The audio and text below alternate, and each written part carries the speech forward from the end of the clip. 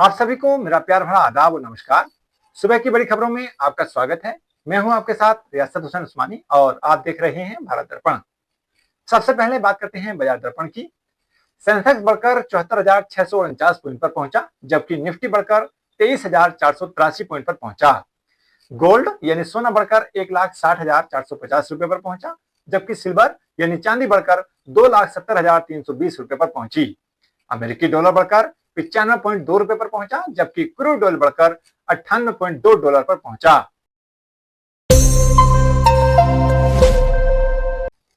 बढ़ते हैं अगली खबर की ओर। भारतीय वायुसेना के प्रमुख air chief marshal Amarpreet Singh 4 दिन की यात्रा पर फ्रांस गए हैं। उनकी यह यात्रा ऐसे समय में हो रही है जब भारत 114 नए राफाल लड़ाकू विमानों की खरीद की दिशा में आगे बढ़ रहा है। यह भारतीय वायुसेना के इतिहास में लड़ाकू विमानों की खरीद की सबसे बड़ी परियोजनाओं में से एक है। रक्षा मंत्रालय के सूत्रों के अनुसार भारत ने रफाल जेट खरीदने के लिए फ्रांस को एक आधिकारिक प्रस्ताव भेजा है। अब फ्रांस इसकी कीमत, उत्पादन क्षमता और लॉजिस्टिक सहायता से जुड़ी विस्तृत जानकारी के साथ जवाब देगा। बढ़ते हैं अगली खबर की ओर। गोवा पुलिस ने सोमवार को एक अंतरराज्यीय हेरोइन तस्करी नेटवर्क का भंडाफोड़ किया है। मामले में मुख्य आरोपित इकलाख अहमद को उत्तर प्रदेश के बहराइच से गिरफ्तार किया गया है। इससे पहले पुलिस ने तस्करी गिरोह में शामिल 3 नेपाली नागरिकों को भी गिरफ्तार किया था।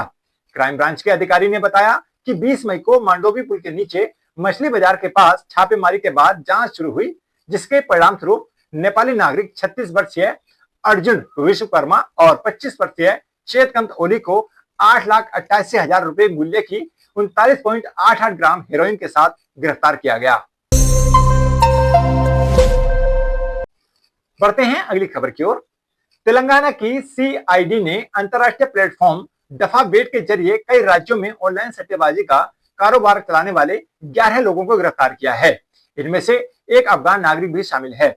ये गिरफ्तारियां उस मामले की जांच के बाद हुई हैं जिसमें करीमनगर के एक सॉफ्टवेयर इंजीनियर ने दफा बेट के प्रचार अभियानों से आकर्षित होकर 2024 और जनवरी 2025 के बीच ऑनलाइन सट्टेबाजी में 9.9 लाख रुपए गंवा दिए थे। सीआईडी की पुलिस महानिदेशक चारू सिन्हा ने बताया कि बाद में इस मामले को तेलंगाना सरकार द्वारा अवैध ऑनलाइन सट्टेबाजी ऐप से निपटने और नागरिकों को ऐसे प्लेटफॉर्मों से होने वाले आर्थिक और मनोवैज्ञानिक नुकसान से बचाने के लिए गठित एक विशेष जांच दल को सौंप दिया गया है।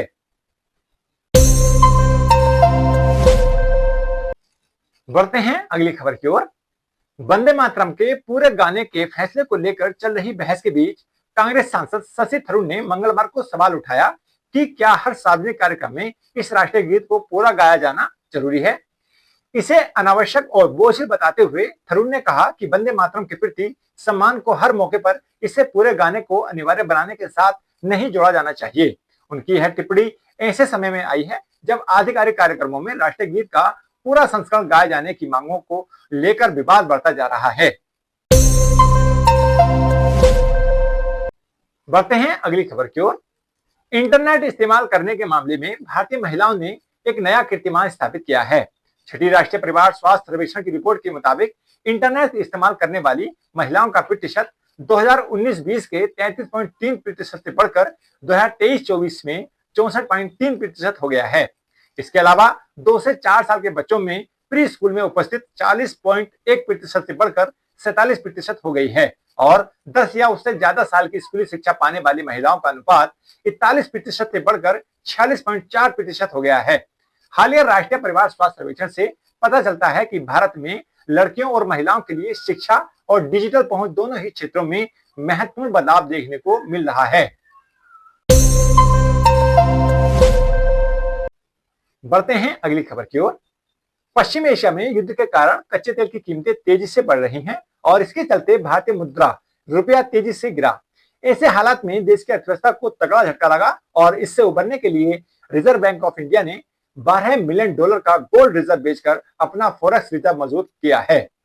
ब्लूमबर्ग इकोनॉमिस्ट की एक रिपोर्ट के अनुसार आरबीआई को 22 मई को खत्म हुए 2 हफ्तों के दौरान लगभग $12 बिलियन का सोना बेचना पड़ा है। इसके जरिए आरबीआई ने अपनी विदेशी मुद्रा संपत्तियों में लगभग $7.5 बिलियन का इजाफा कर सकती है। बढ़ते हैं अगली खबर की ओर।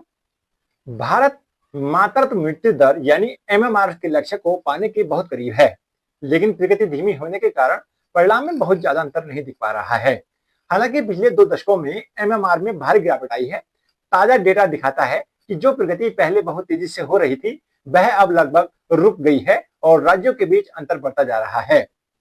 ताजा सैंपल रजिस्ट्रेशन सिस्टम यानी एसआरएस बुलेटिन के अनुसार भारत का मातृत्व मृत्यु अनुपात यानी प्रति 1 लाख जीवित जन्मों पर होने वाली माताओं की मृत्यु की संख्या में सिर्फ 1 अंक का सुधार हुआ है। यह 2021 से 2023 में 88 से घटकर 2022 से 2024 में 87 हो गया है। राष्ट्रीय स्तर पर आई यह स्थिरता एक बड़े अंतर को छिपाती है। जहां कुछ राज्यों में सुधार हुआ है, वहीं दूसरों राज्यों की स्थिति बिगड़ रही है। बढ़ते हैं अगली खबर की ओर। नेपाल के प्रधानमंत्री बालेन्द्र शाह द्वारा भारत की जमीन कब्जा करने के संबंधी विवादित बयान ने देश की राजनीति में भूचाल ला दिया है। विपक्ष के बाहरी विरोध और हंगामे के कारण सोमवार को नेपाली संसद के दोनों सदनों, प्रतिनिधि सभा और राष्ट्रीय सभा की कार्यवाहियों स्थगित करना पड़ा। लोकतंत्र के मंदिर में उपजे इस गतिरोध ने भारत नेपाल सीमा विवाद की संवेदनशीलता को एक बार फिर से सतह पर ला दिया है। दरअसल नेपाल के प्रधानमंत्री बालेन्द्र शाह ने रविवार को कहा था कि केवल भारत ने ही नहीं नेपाल की जमीन पर आक्रमण किया है, बल्कि नेपाल ने भी कई जगहों पर भारत की जमीन पर कब्जा कर रखा है। उनके इस बयान से विपक्ष भड़क उठा। हालांकि उन्होंने यह भी जोड़ा कि दोनों देश इस मुद्दे को सुलझाने के लिए इतिहासकारों, सर्वेक्षकों और विशेषज्ञों की मदद लेने पर सहमत हुए हैं। बढ़ते हैं अगली खबर की ओर। पेट्रोल और डीजल की कीमतों में वृद्धि से अर्थव्यवस्था पर मुद्रास्फीति जनित दबाव बढ़ने की आशंका है, जिससे आने वाले महीनों में परिवहन और विनिर्माण लागत बढ़ सकती है और आम उपभोग की वस्तुएं महंगी हो सकती हैं। रेटिंग एजेंसी क्रेसिल ने मंगलवार को जारी रिपोर्ट में यह अनुमान जताया। रिपोर्ट कहती है कि 15 मई के बाद से पेट्रोल और डीजल की कीमतों में करीब 7.5 रुपए प्रति लीटर की बढ़ोतरी हो चुकी है और अगर कच्चे तेल के दाम ऊंचे स्तर पर बने रहते हैं तो यह बढ़ोतरी निकट भविष्य में 10 रुपए प्रति लीटर तक पहुंच सकती है। रिपोर्ट में यह भी कहा गया है कि ईंधन के दाम बढ़ने का सर्वाधिक प्रभाव सड़क परिवहन पर पड़ेगा, क्योंकि इसकी लागत का प्रभाव लगभग 42% हिस्सा ईंधन पर निर्भर है। इससे माल ढुलाई महंगी हो जाएगी और इसका असर रोजमर्रा की वस्तुओं की कीमतों पर पड़ेगा। देश में करीब 31% माल ढुलाई सड़क मार्ग के जरिए ही होता है। बढ़ते हैं अगली खबर की ओर। मोस्ट अवेटेड फैमिली सीरीज गुल्लक आखिरकार अपने 5वें सीजन के साथ ओटीटी पर लौट रही है। मिश्रा परिवार एक नए सीजन के साथ वापसी के लिए पूरी तरह तैयार है।